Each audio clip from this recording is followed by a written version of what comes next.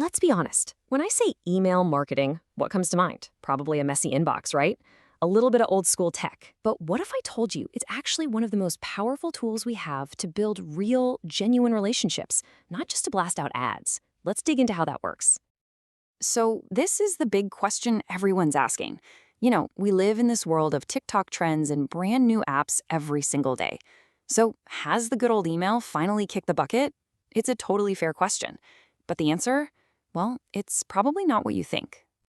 Just look at this number. For every single dollar, $1, that's put into email marketing, the average return is $42. I mean, that's not a typo. That's an absolutely staggering ROI. So email isn't just surviving, it is thriving. This isn't about some outdated tech. It's one of the highest performing marketing channels out there, period. So how on earth is that even possible? Well, the secret to all that success isn't about some complicated software or shady tricks. Not at all. It's actually a really simple philosophy that turns traditional advertising completely on its head. It all comes down to earning the right to have a conversation. The marketing genius Seth Godin absolutely nailed it with this one. He said, permission is like dating.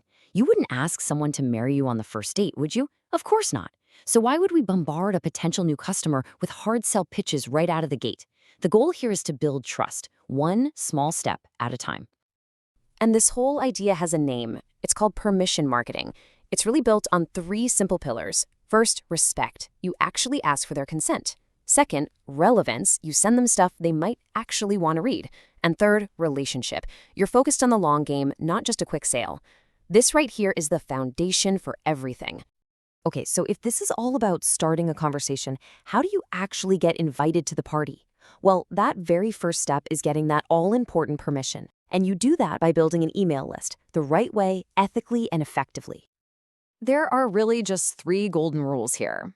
First, you always get permission. No exceptions. Second, you have to offer something of real value in exchange for that email. And third, you've got to focus on quality over quantity. Seriously, a list of 1,000 true fans is way more powerful than a list of 100,000 people who just don't care. So, what is this valuable thing that we're talking about? In the marketing world, it's called a lead magnet. Think of a free guide, a helpful checklist, maybe a special discount code, something that your ideal audience would genuinely find useful. It's not a trick, it's more like a handshake. It's the beginning of a relationship built on trust. Okay, so someone gave you their email. They've raised their hand and said, hey, I'm interested. Now what? This is your moment. This is the first date, and you do not want to blow it. A great first impression is absolutely everything. And the best part, you can totally automate it. This right here is the playbook for that perfect first impression. It's a simple, automated welcome series. You start with a warm welcome and a thank you, and you immediately deliver that awesome lead magnet you promised. Then, you set expectations so there are no surprises. Next, you prove you're worth their time by sharing some of your best stuff. And only then, after you've built up that little bit of trust, do you gently introduce a product. See the difference? It's a conversation, not a sales pitch. All right, the introduction went well. Now it's time to deepen that relationship. And you can't do that by just sending the same generic message to everyone on your list. To keep the conversation going, to keep it engaging, you've got to make it personal. You have to talk to the right people in the right way. And if you're wondering, is it really worth the extra effort? Just look at this. Campaigns that are sent to segmented, targeted lists generate, get this, 760% more revenue than those generic email blasts. That's not a small bump, that's a total game changer. And why? It's so simple. Relevance gets results. When you send people content they actually care about, they pay attention. So how do we get that personal? It's really a 1-2 punch. First up is segmentation. That's all about answering the who. You're dividing your audience into logical groups, maybe based on what they've bought or where they live. But then comes the real magic, personas. This answers the why. You create these detailed profiles to get to the heart of what your customers really want and what motivates them. Let's make this super concrete. I want you to meet budget-conscious Brenda.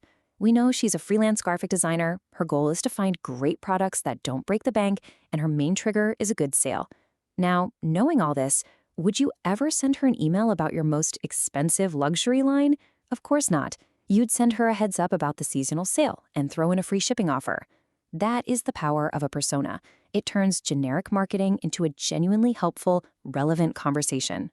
So, you've started the conversation, you're making it personal, you're not done yet. The last crucial piece of this puzzle is maintenance, because just like any good relationship, an email list needs a little long-term care to stay healthy, engaged, and effective.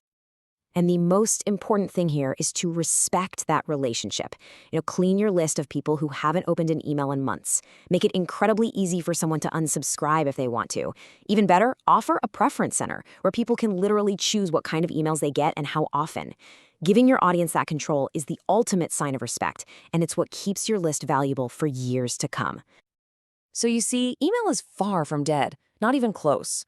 When you do it right, it's this incredibly powerful way to build lasting relationships, ones that are based on permission, respect, and relevance.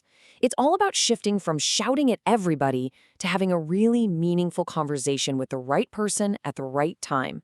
So the only question left is, what conversation